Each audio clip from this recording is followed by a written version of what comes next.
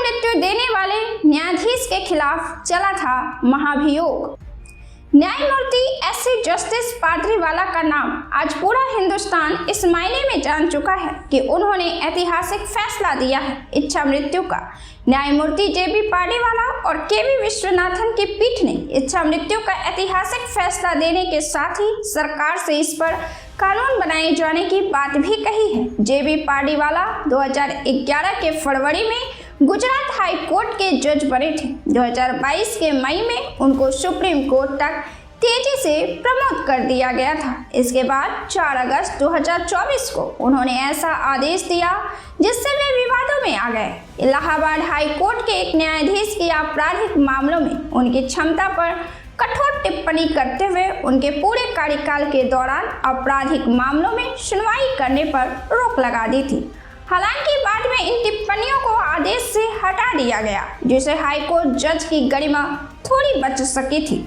दूसरा मामला फिर आया जब वे विवादों में आ गए और यह मामला दिसंबर 2015 का था, जब गुजरात हाई कोर्ट के जज रहते हुए उन्होंने पाटीदार अनामत आंदोलन समिति के संयोजक हार्दिक पटेल के खिलाफ देशद्रोह मामले में आरक्षण के मुद्दे पर तीखी टिप्पणी की। हालांकि आरक्षण पर जिस तरह से उन्होंने टिप्पणी की वह एक बहस का मुद्दा है पूरे देश भर में।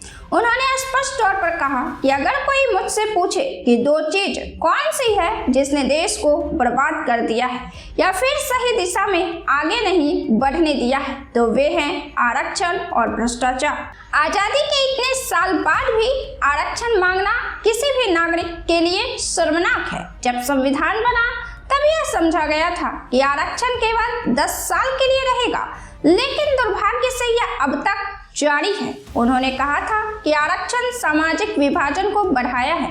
उन्होंने व्यंग्यात्मक लहजे में कहा कि भारत शायद दुनिया का इकलौता देश है जहां कुछ नागरिक स्वयं को पिछड़ा कहलवाने के लिए ललायित रहते हैं। इसके बाद भारी बवाल मचा, राजनीतिक हलकों में तूफान खड़ा हो गया। राज्यसभा के 58 संसद ने उनके खिलाफ में महाभियोग प्रस्ताव का नोटिस दिया। इसके कुछ ही घंटों बाद गुजरात सरकार ने जस्टिस पाद्रीवाला के सामने एक आवेदन देकर आपत्तिजनक टिप्पणियां हटाने का अनुरोध किया और उन्होंने तुरंत कार्रवाई करते हुए विवादित पैराग्राफ को हटा दिया था। भारत जैसे देश में आरक्षण समाप्त हो जाए यह काफी हास्यास्पद है। भारत की गरीबी और जमीनी हकीकत को देखते हुए आरक्षण हटाने जाने पर टिप्पणी बेहद संवेदनशील है, लेकिन यह आवश्यक है कि आरक्षण पर नए सिरे से विचार किया जाए।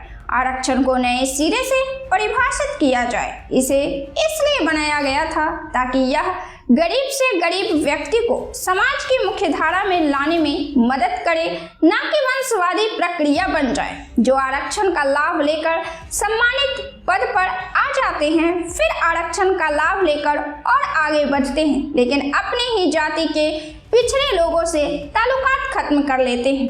उनके परिवार के हर सदस्य को आरक्षण का लाभ मिलता चला जाता है। वहीं दूसरी तरफ जिस उद्देश्य से आरक्षण को लागू किया गया था कि हर पिछड़े को मुख्यधारा में लाया जाए, यह विचार और उद्देश्य पीछे छूट गया। यह आरक्षण को फिर से परिभाषित किए जाने के लिए एक महत्वपूर्ण तर्क है। साथ ही भारत सच्चे मायनों में विकसित भी तभी माना जाएगा जब आरक्षण की जरूरत देशवासियों को नहीं पड़ेगी। मैं हूं आनंदमयी। अब तक आप हमारे साथ बने हैं तो चैनल को सब्सक्राइब करें, वीडियो को लाइक करें और कमेंट कर इस मुद्दे पर अपनी राय जरूर दें। नमस्कार।